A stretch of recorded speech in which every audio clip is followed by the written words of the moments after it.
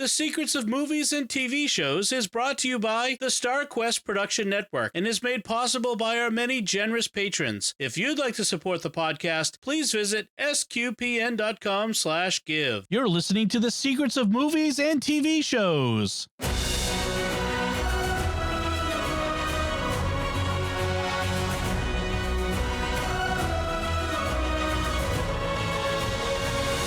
Hi, I'm Dom Bettinelli, and you're listening to The Secrets of Father Stu, where we will discuss the hidden layers and deeper meanings of this movie. And joining me today on the panel are Joanne Mercier. Hey, Joanne. Hey, Dom. And Father Cory Sticha. Hi, Father Cory. Hi, Dom, but this isn't Secrets of Technology? No. I was thinking the same thing. Apparently not. Yes, if you're not yet subscribed to The Secrets of Technology, you can also hear us once a month together on The Secrets of Technology. We're a panel on that show as well. But this time we're talking about movies. And before we get into it, I want to remind folks to like The Secrets of Movies and TV Shows on our Facebook page, which is facebook.com/StarQuestMedia. Retweet the show on Twitter, where we're at SQPN, and leave us comments and wherever you find us on social media. We love to hear from you and see what you think of the show. I want to tell you about another show on the StarQuest Network you're sure to enjoy called The Secrets of Doctor Who. You can find it wherever fine podcasts are found or at sqpn.com/Doctor Who. So let me give a quick recap. So you may be having a little deja stew here because when this movie first came out, this Mark Wahlberg 2022 film came out a few months ago, as you are hearing this. We have Father Chip Hines and we did a coffee and cinema about it. That's where we go to the movies, and when we come out, we give our first impressions and give a quick, reflection on what we just saw. But we wanted to sit down, with Joanne and Father Cory and do something a little more in depth. So that's why you're hearing this again, because this is a special movie. This is right up our alley, so to speak. And we'll get into the topics and the themes of the movie in a second, but I just want to give a quick recap of what happens, just to remind us of what goes on in this movie. It's based on the true story of Stuart Long.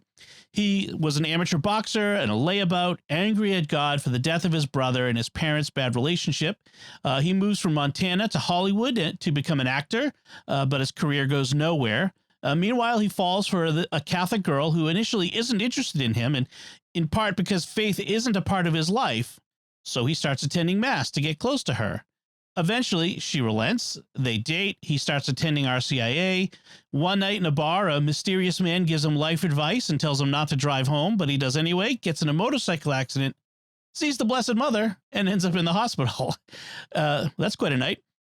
After Stu and his girlfriend Carmen have relations outside of marriage, they both regret it. He goes to confession. He starts a transformation.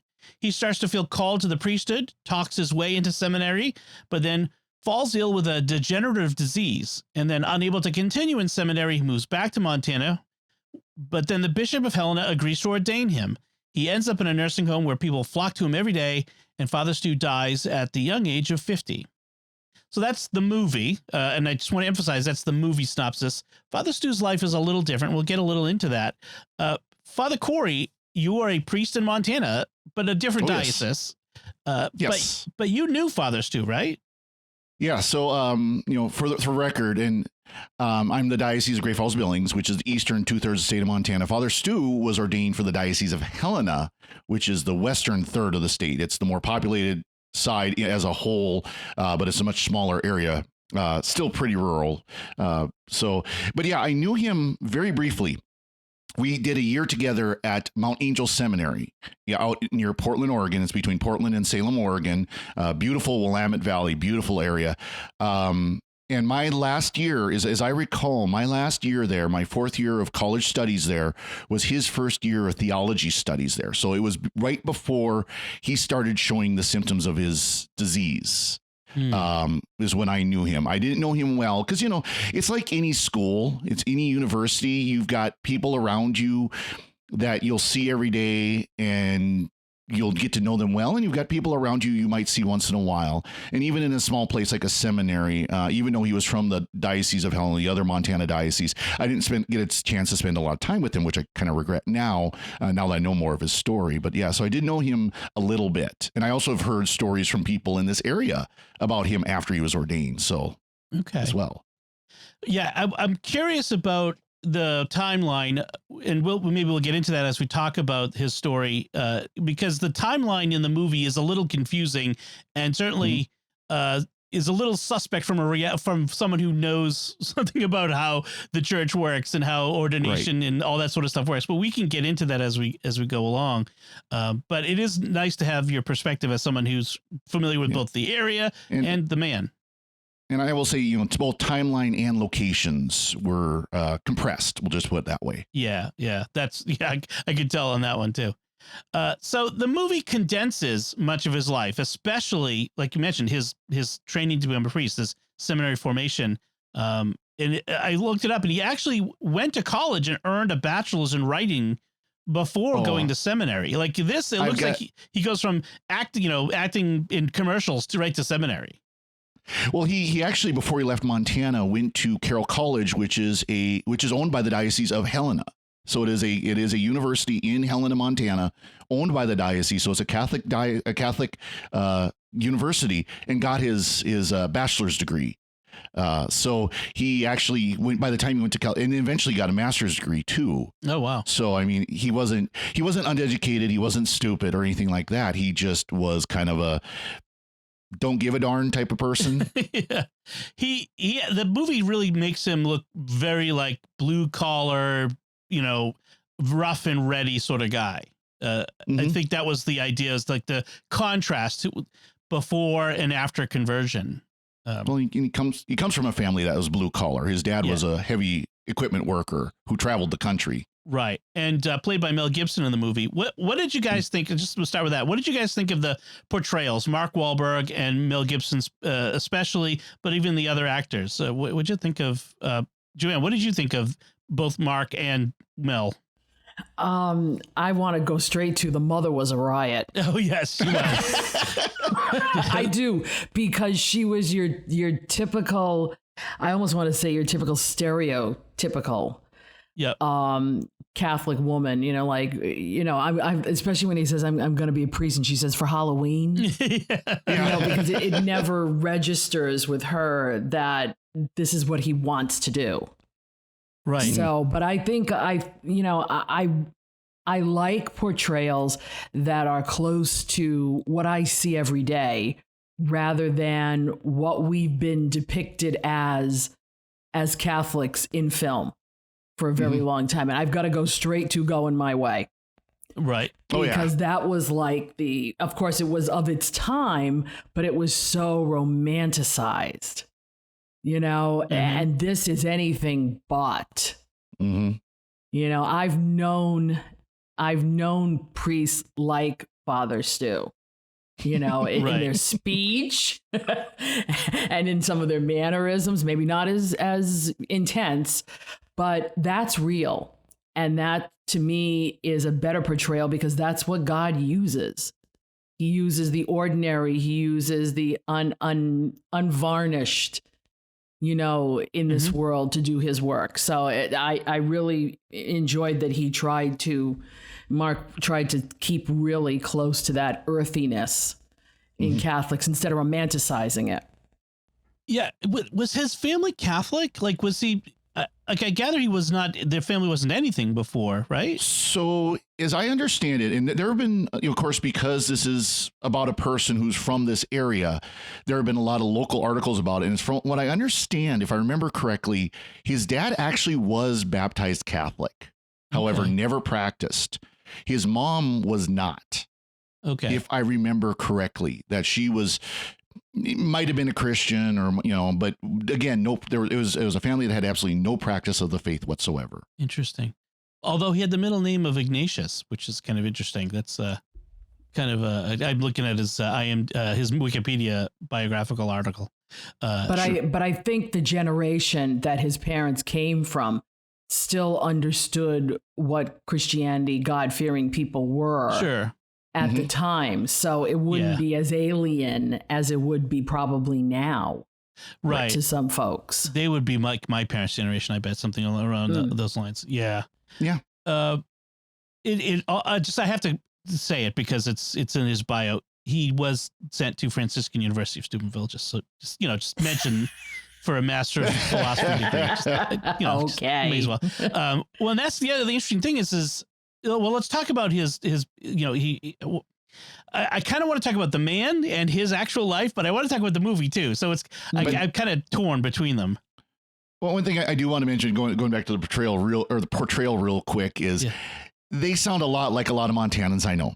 Yeah, Okay. I mean, Yeah. because there were people I remember reading, comments and articles that were really upset about the language in it, and it was really rough and profane and everything. It's like, these are Montanans. This is what people in Montana sounds like. Believe me, those of you who've heard me on the podcasts, I don't always talk the same way I do on the podcast. I'm generally pretty careful about my language, and on purpose, because believe me, I could probably sound a lot like Father Stu if I didn't.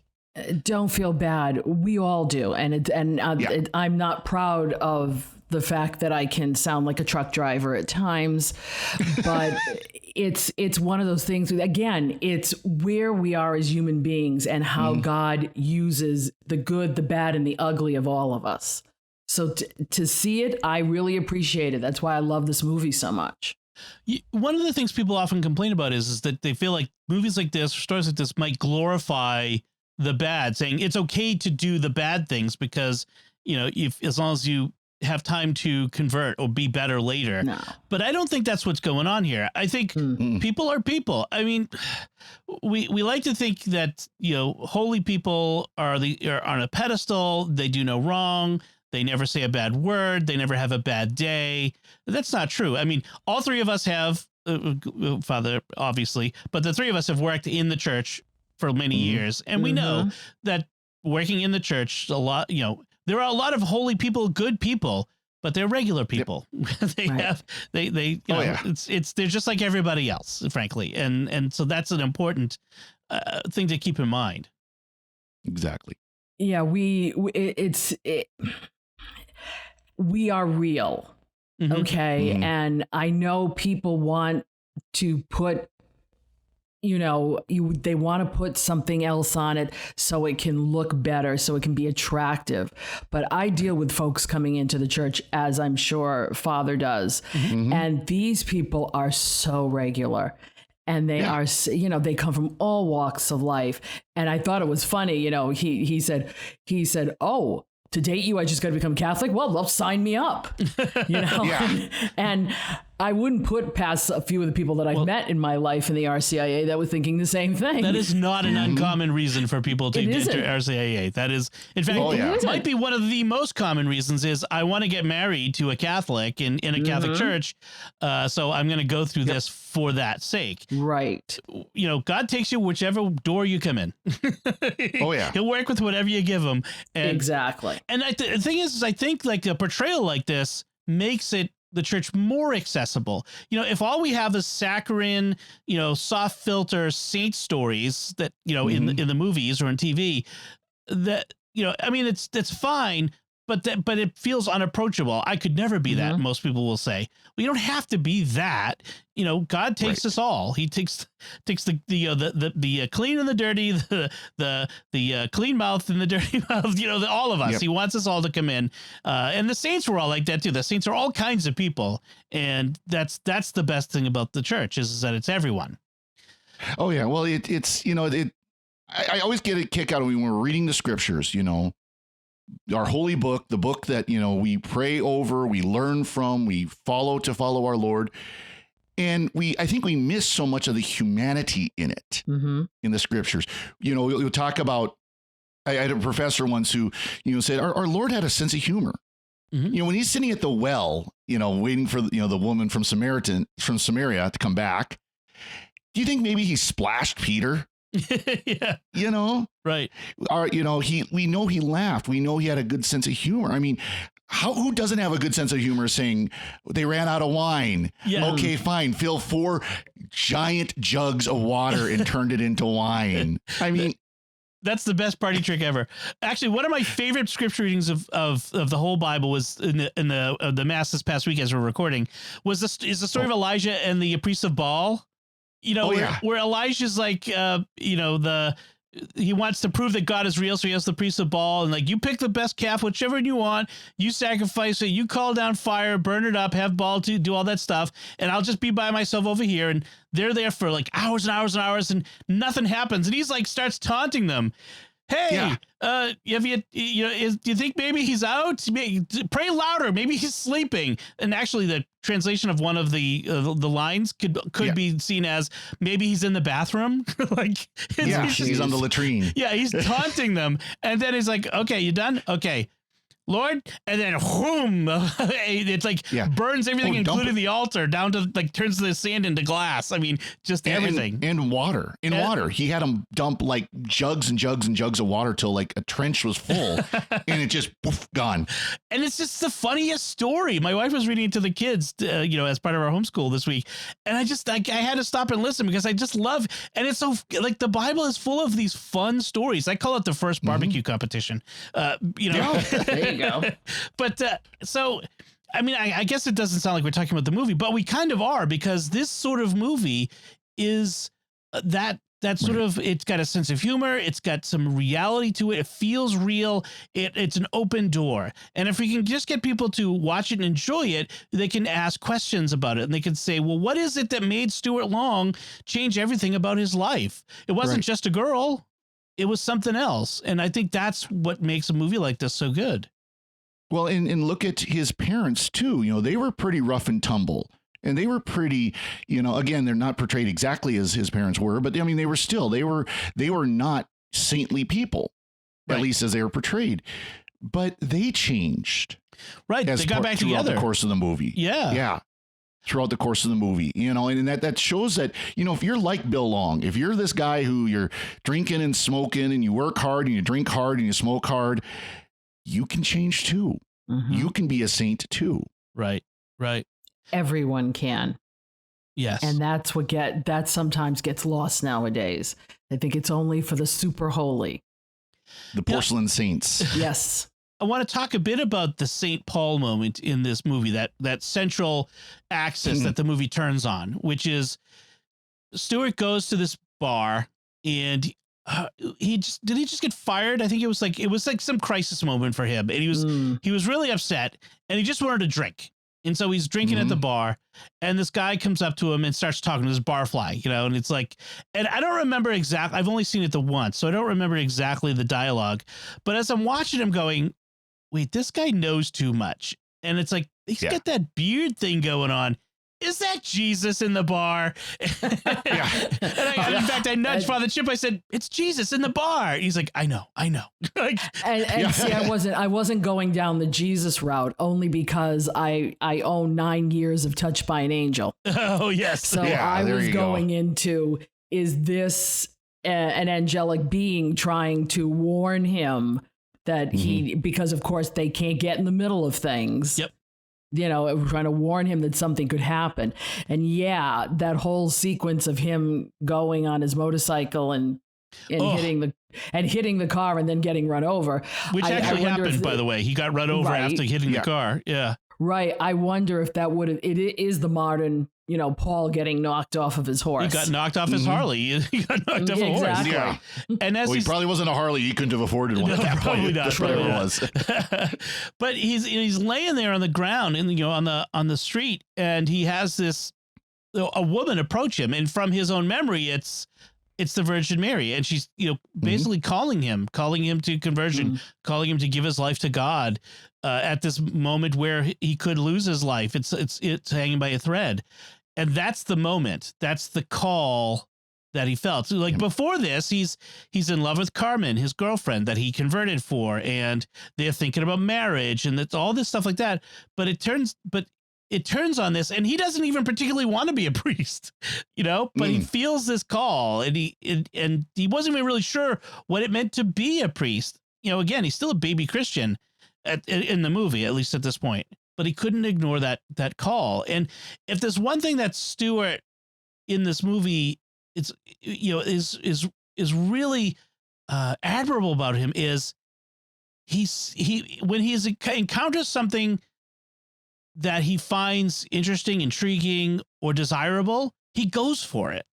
You know, he's not a guy who holds back. He went to California to become an actor against all odds. You know, he goes after this girl, this really nice Catholic girl, against all odds, because he's not the nice Catholic girl kind of guy. You know, I mean, so that's one of the things I really liked about him in this movie is that he just is the kind of guy, just go for it. You know? Yeah. And then he has these two friends. Yes. You know, and it's almost like the two sides of the church. Yes. Yeah. Ham and Jacob, right? Is that the name? No, Ham? I think it's is it Ham and yeah. Ham is the friend who's encouraging, and Jacob is the guy who's kind of the really holier than thou seminarian. Yeah. Mm-hmm. Ham and Jacob. I've met those guys too. Yes, oh yeah. They really are stereotypes. Yeah. But they walk with him, and that's yeah. You know, one of them a little more reluctantly than the other, shall we say? Yes.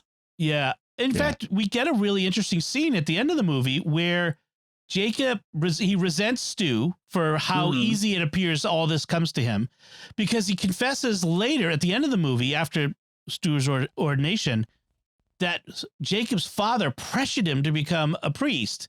And he felt like a fraud because of it, because he didn't really want to be a priest. It was his father's dream. And Stuart tells him he shouldn't feel compelled to do something God isn't calling him to do, which is interesting coming from Stu, which is because he does the things that he feels God calls him to do. You know, it's that authenticity that comes across in this movie.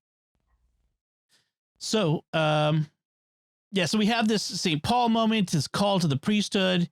And now, again, this isn't how it happens in real life, but he decides, okay, so I'm going to go to the seminary and demand to be admitted.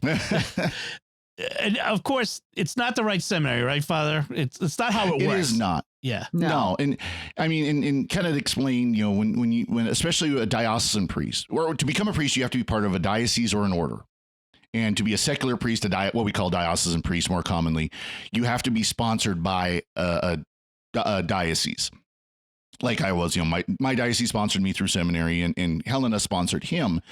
And I can tell you, by the way, the rector of Mount Angel Seminary, where again Stu and I both attended, is not as cool as Malcolm McDowell. Who is? Father, if you happen to hear this, I hate to break it to you. You weren't as cool as Malcolm McDowell. I'm sorry. No, good priest, very, very good man. But, you know, definitely not a Malcolm McDowell character. But yeah, and the seminary decides where you go. Like you mentioned, Dom, he went to Franciscan for a couple of years to do, I'm guessing, for his pre-theology. Well, no, so the interesting thing is it took him 10 years from the decision to pursue the priesthood to get ordained. He taught in a Catholic school for several years. Then he went to New York City to work with the Capuchins, the Father. The CFRs. Yeah, the CFRs, the Franciscans of the Renewal. Father, he died. What's his name? Which one? Grishel. Oh, Father Grishel, Benedict yes. And they sent him to Steubenville to get his master's in philosophy. Okay. So that's why he was in Steubenville. And then he went to seminary in Oregon where you were met him. So, yeah. Yeah, and that's okay. Yeah, that explains it, because he came into Mount Angel as theology. And so that would explain it if he had the master's of philosophy, because the college program that I did is a philosophy basics program. Yeah. So you do a 4-year college degree to get a philosophy degree, and then you do another, what's it, 6 years? 4 years. 4 years. 4 years. So it depends on how you come in. Like I said, I didn't have a bachelor's degree at all. Okay. Because I went to the Air Force right out of high school. So I had to do 4 years of philosophy, get my BA in BSing, as I call it, BA in philosophy.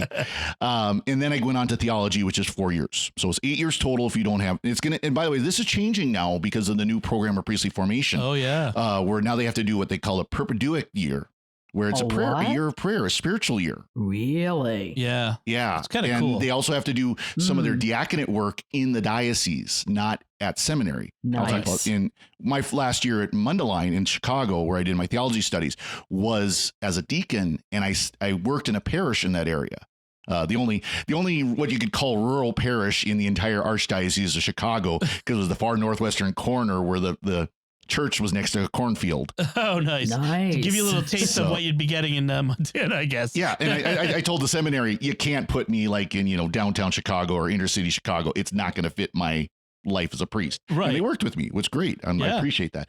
So that's if you don't have a college degree. If you have a college degree, but it's not a philosophy degree, you have to do a pre-theology program, which is usually 2 years of philosophy studies before you go into theology. Right. In Father Stu's case, because he had, I'm assuming because he had that master's degree in philosophy, he could just go on to the theology studies, the 4 years of theology studies. Okay. Now that was well after he was in Steubenville. Well after I was there. It's probably more than a decade and a half after I was there. But so that's interesting how they compressed it all. For the sake of a movie. I mean, you're just going to do that. It would have been way too long otherwise. And the fact is up to this point, this is a really interesting conversion story. But then we have the disease that he suffers from, it's called inclusion body myositis, I think is inclusion body myositis, which is similar to Lou Gehrig's disease, which is what more people would have heard of and known, where it has no cure, and you basically end up your muscles, I think, end up just atrophying, and like you can't use them and that sort of stuff, and you kind of die of suffocation. It's not a nice way to die. No, it's not. My mother-in-law had polymyositis. Which is in the same family. And she slowly lost the ability to use her muscles. And it just reminded me of all that when I was watching. It's like, wow, that's what Rita had. Yeah. Or similar. So it's very rare too. It's not a genetic thing. It just, they don't know how somebody gets it. And for him, he got it young. Like he was unusually young. It's usually people much older get it. Yeah, she was around 50 when she started. About 50, yeah, and then she was 65 when she died. So I think he was around 40 when he started showing signs. I think is what they said. And the movie kind of portrays this as a positive overall thing, in the sense of for Stu. I mean, we have a scene of him being angry at God. He's in the chapel, like, why did you call me to the priesthood only to give me this disease? And there's this dramatic scene of him like laying on the floor of the chapel, crawling his way to the foot of the altar. I mean, very evocative scene.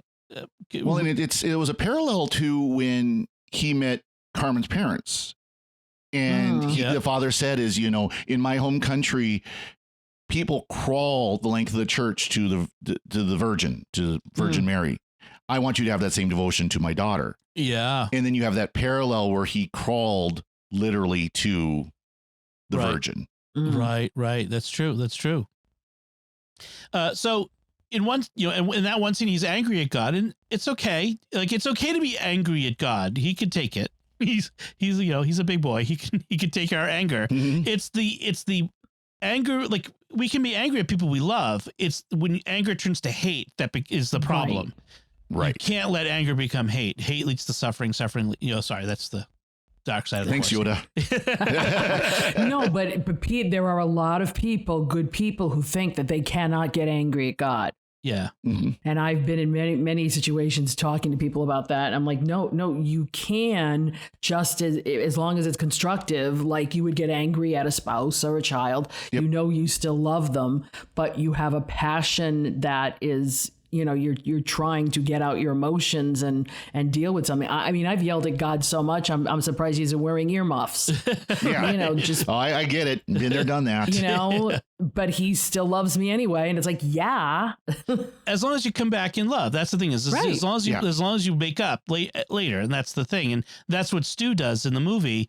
And in fact, his disease that he suffers helps heal his relationship with his dad and heals his parents' relationship, because them coming to take care of their son again, like when he was like when you're a little child, your parents taking care of you. It reminded them of that relationship. Also reminded them of the son that they had lost. That's one of the reasons he was angry at God at the beginning of the movie, is because his brother had died at 4 years old from a different disease, or 6, I think it was, of a different disease. And his illness.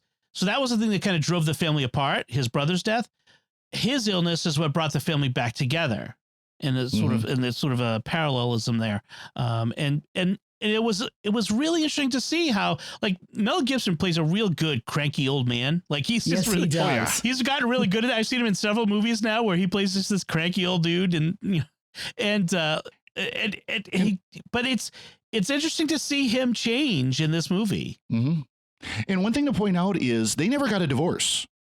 They were Stu's parents, either in the movie or in real life, never got a divorce. Now, again, according to some of the articles I've seen here, is the relationship in the family was better than what it portrayed. Yeah. His dad was gone quite a bit because he would travel doing heavy construction work, doing heavy equipment work. But it wasn't as bad as it was portrayed. It was amped up a little bit, but they never got a divorce. Okay. They were married the whole time. Oh, Yeah, but And that's where the dad says, so I'm like, you're not the only one who can keep a vow. right. But I also think knowing the individuals, both Gibson and Wahlberg being Catholic, they know a little bit something about redemptive suffering. Sure. Yep. Yes. So, and in a world where, and I was just discussing this today with my Bible study, in a world where people want to end suffering to the nth degree, so that even if something becomes uncomfortable, you take something for it. People don't realize that suffering sometimes is not for you, it's for someone else. And I mean, his suffering brought his parents back together. Right. His suffering brought other people to Christ because they saw him suffering and saw how he handled it. So it's it almost recalls Pope John Paul II. His suffering, was showing the world how to suffer, and that was not lost on me at all. And that scene at the end where it was the Big Sky Care Center, which is a care center in Helena where he went, where it shows that everybody's there to visit him, that actually happened. Where people would go to him, they'd just line up and he'd hear confessions all day. Wow. As long as he could. Yeah. So, I mean, that actually did happen. And, talking about suffering, of course, if you've not read the book of Job, I highly recommend it. It very much shows that. And it includes, there's a point where Job is like, okay, I'm done. He doesn't curse God and die like all his great friends tell him to do, which is great. Good advice, friends. Tell God to curse God and die. No, but Job lets God have it. Job's like, what are you doing? I've been faithful to you. And then, of course, God says, where were you when I created the earth? Where were you when I created the mountains and the waves? And Job goes, yeah, I spoke enough. I'm going to shut up now. Right. But, I have in my notes something I was thinking about, which is that we all have suffering. We all suffer. Everyone suffers to at one degree or another. We all get knocked down. We all have setbacks in life, just like Father Stu does. And that's, again, another reason why this movie resonates is he gets literally get knocked down in the beginning of the movie when he's boxing. But in general, he takes hits over and over and over again. He keeps getting back up. And so the question for us is, how do we not only get up after we get knocked down, but how do we find purpose in it? Like there is purpose in the getting up again. The purpose there is purpose in going forward again, and whatever holds us back. And I think that's one of the essential themes of this movie is this idea of that there is always purpose in setting one foot in front of the other and going forward. There's always a reason to keep going.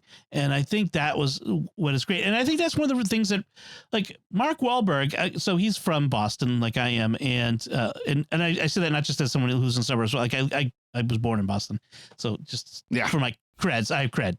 And, but Wahlberg he's a fairly, as far as I know, I mean, who knows what's in someone's heart, but from the exterior, he is a practicing Catholic. He goes to mass, regularly, prays a rosary.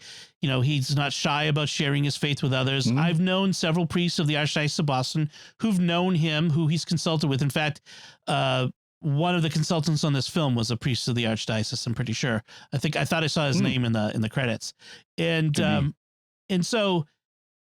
He's also had a rough upbringing. He got in trouble with the law. He was a wild child. It's a famous story. We all know this story.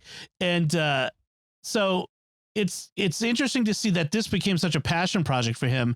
And I feel like a lot of what we saw on the screen came right out of Mark Wahlberg's own life in some ways. It just it felt true in that sense.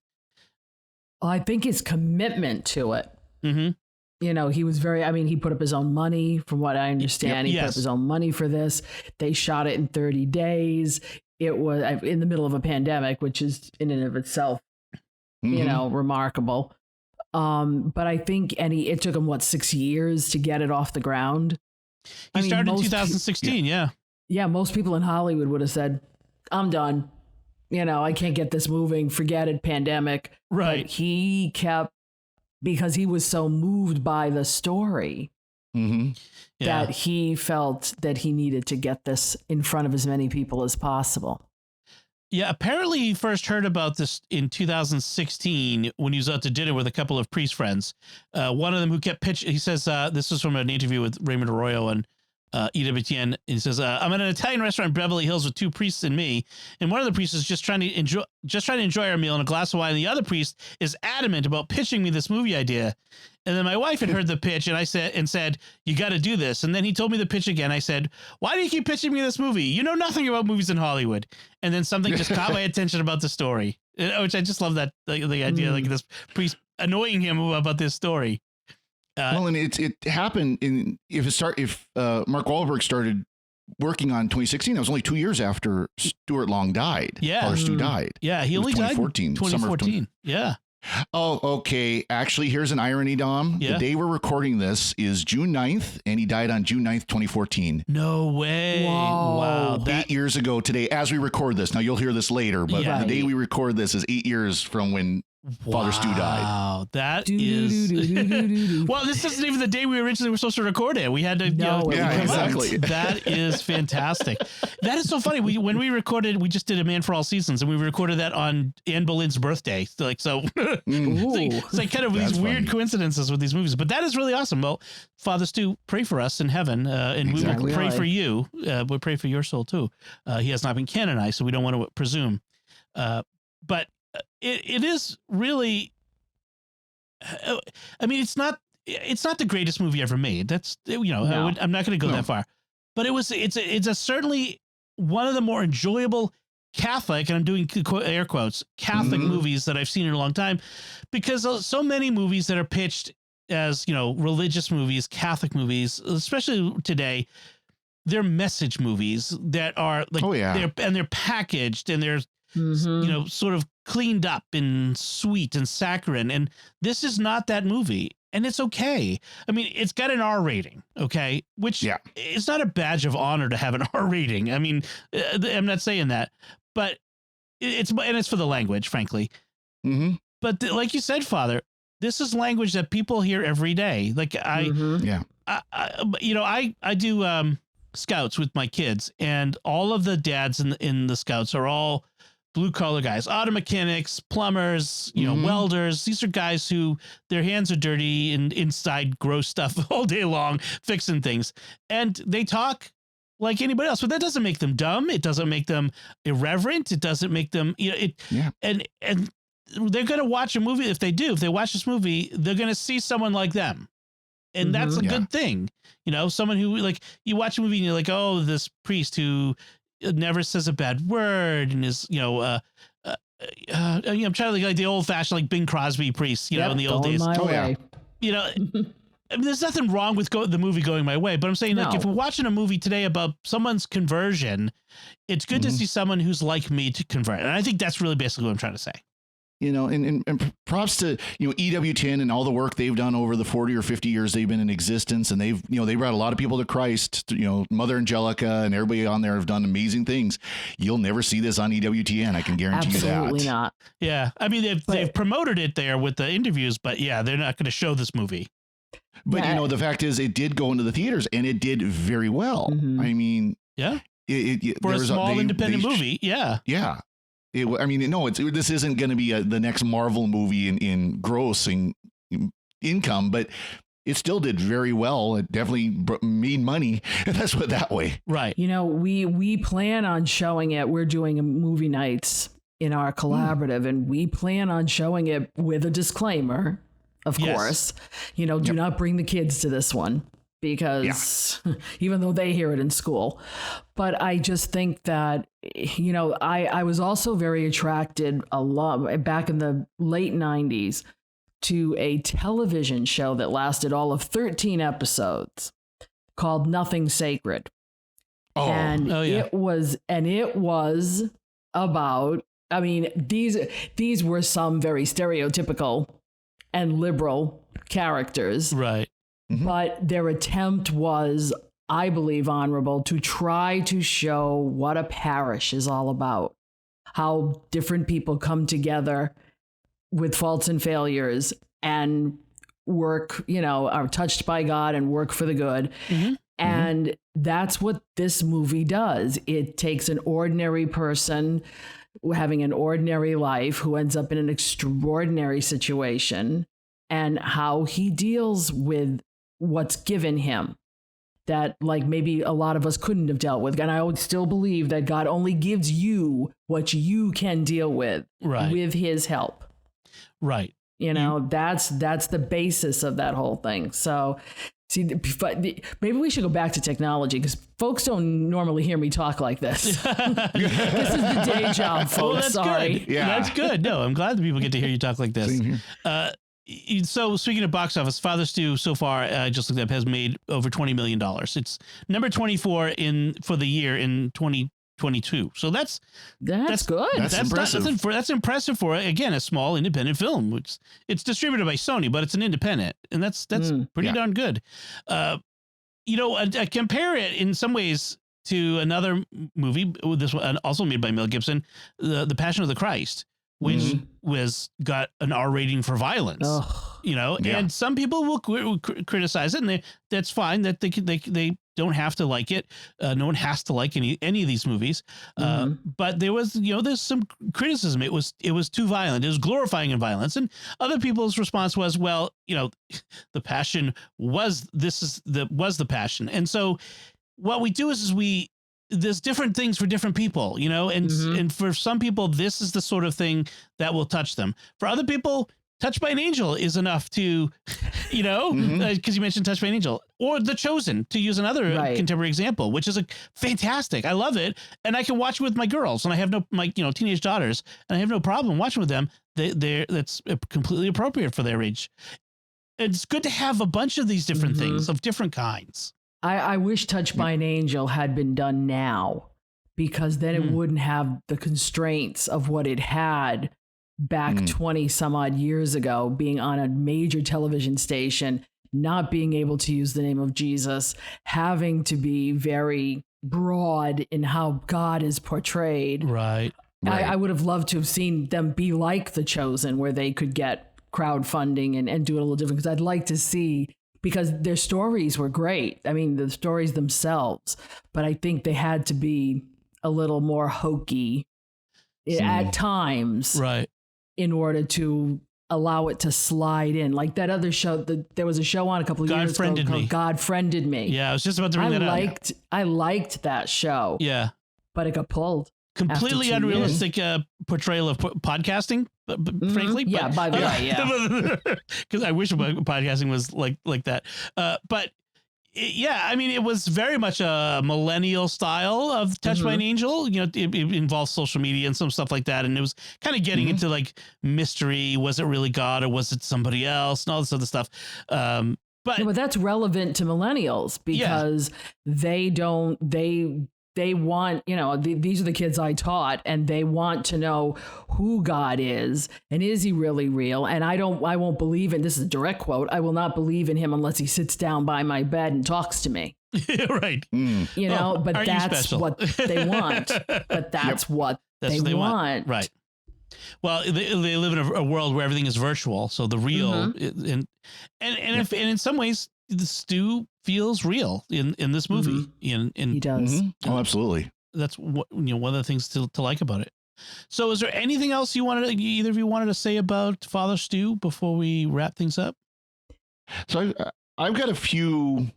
Why don't you go first, Joanne? Because I actually got quite a bit, and it's all kind of small stuff. So why don't you go ahead first? I'm just gonna hit for the Catholic Inside Baseball folks. when I was waiting to see how they would depict a regular Catholic mass, because that usually tells me where we're going as far as how do we know what we're doing. And they went I thought it was pretty authentic for the most part, except we were using the words to the Confiteor prior to the 2011 changes. Oh, right. I immediately caught that, and I went, yes. Whoa, we haven't caught up with the new missile, have we? But it was the old words. It's the opposite problem. Right. It's supposed to be portraying in the 80s, and they were using the 2011 version. Oh, that's true. Yeah. Right. Yeah. The events took place before the 2011 switchover. So, I'm sorry. That's what I meant to say. Oh, that's right. Yeah, it was the opposite. And I went, wait a minute. What year is this? Yeah. Right. Yeah. Right. Yeah. So, but that's the liturgical me. Yeah. You know, whenever I noticed it too. Whenever I see like a homily being given from the altar, I'm like, whoa, in which world does that happen? Right. We're not Protestant here. You know, but they were pretty good at that. The other thing I didn't mention was the ordination, the whole depiction of his ordination, which was, Father, was it a surprise ordination where he shows up at a local parish and the bishop is there to ordain him? Well, and the irony is they show an ordination picture that is clearly in the diocese of the Cathedral of Helena, St. Helena Cathedral in Helena. Right. And by the way, if you go and do a Google search for the Helena Cathedral, okay, it is one of the most beautiful churches. I would argue it's probably the most beautiful church in the state of Montana. Oh, wow. It is just stunningly beautiful. And it's up on top of a hill in the city, so you see it from everywhere in Helena. Nice. It's just incredible. Oh, yeah. But no, it was not a surprise. Yeah. It was not a surprise ordination. He did have to fight for the ordination. That is true. But he was ordained actually with his friend, Father Bard, who is still a priest of the Diocese of Helena. In fact, he works in the chancery now, this Father Bart, who was a consultant on the movie as well. Okay. So, that was one of the, slightly unrealistic things. It was a nice moment in the movie to see, this special moment and, what's going on, and his parents are there. And so that was a kind of a nice thing. Also, the physical transformation of Mark Wahlberg. I mean, he went from, fit boxer to heavily overweight. That wasn't a fat suit. He put on that weight in order to portray, Father Stu's degeneration. Also, in age too. Age, yeah. It also should point out that the language is more prominent in the first half of the movie than in the second half, and it's and Wahlberg had talked at different points about, well, he does that in order to show the transformation. It's part of his transformation. He's a different man by the end of the movie, and he does. This man you see is not just physically; he just even acts and sounds like a very different person than that young man in the beginning. But when he goes to the prison, right, he talks to them as they need to be talked to, not as the holy priest, right? In training, exactly. Yeah. So, Father, you got join. Okay, no, I'm done. Okay. Yeah, I want to make sure you go because there's a couple little things or. Couple of things that I got a kick out of. First of all, Dom, do you know Braytak was his boxing coach? Yes, Tony Amendola. I love Tony Amendola. He's awesome. He's awesome. And of course, for those who don't know, you can listen to Secrets of Stargate and hear about the character Braytak that he played. Oh, there you go. On that, which I thought that was just cool. And he's been in everything. Yeah, he's a great actor. Yeah. One thing that only a Montanan would notice. Only someone from Montana would notice this. Montana, for pretty much since we've had motor vehicles, has always put a number on our plates unless they're custom, a county code on plates, unless you get like the custom plates, the Vandy plates. And so there's a scene where he's drunk there at the cemetery and the cop shows up and it's a 1 plate, county 1, which is Butte, which is where he was at. That's where it happened. And then they show him in getting out of the Lewis and Clark County Jail, which is a whole other county 1 is Silver Bowl County in Butte. County, was it 6? Now Montanans are going to get after me for this if they hear this. I can't remember what Lewis and Clark is, but Lewis and Clark County is Helena. Okay. The state capital. So only a Montanan would sit there and go, you guys messed that one up. But they showed him. They showed him in Anaconda. They filmed in the city of Anaconda, which is also part of Silver Bow County. And that's where his dad was. There was a road that I recognized because I've been on that road. It's near town of Phillipsburg, Montana, and it's in that part. It's near a road to Anaconda. So it's this beautiful road where the road's up on the side of the hill, and you got the valley, and they're driving. It's like I've been on that road. It's a beautiful drive. It's worth it. Nice.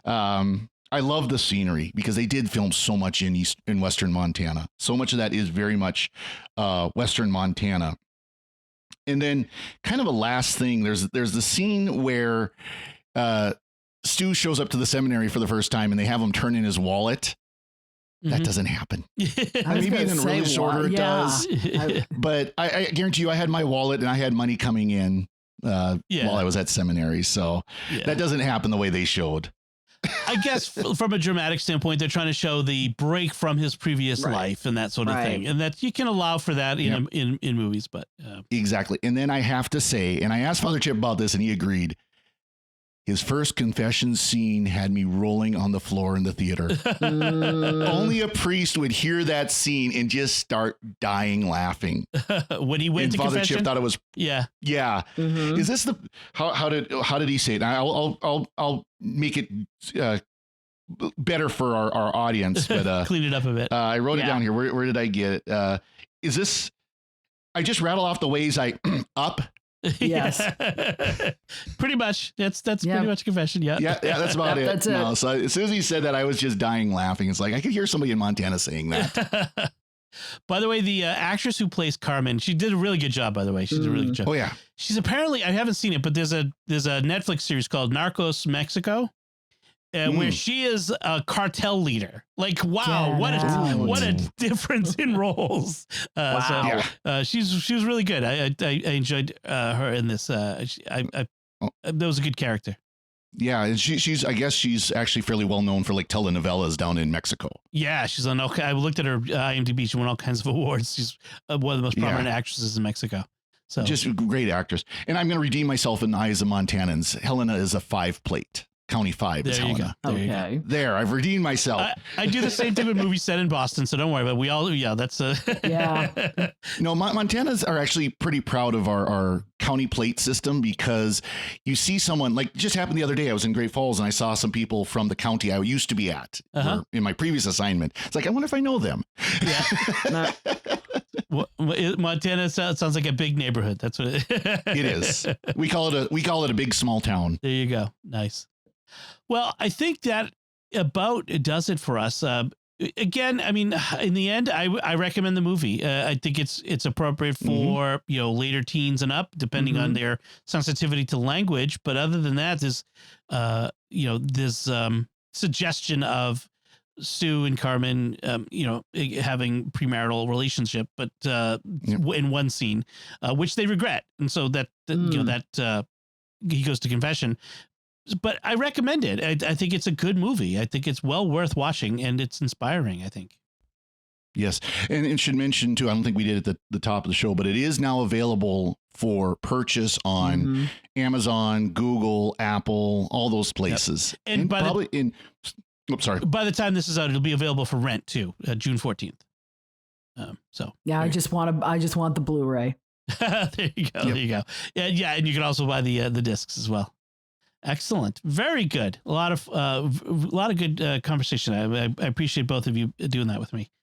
So we want to take a moment before we wrap up to thank our patrons who make it possible for us to create the secrets of movies and TV shows, including Chris B., Sandra S., Stephen R., Donald S., and Patrick R.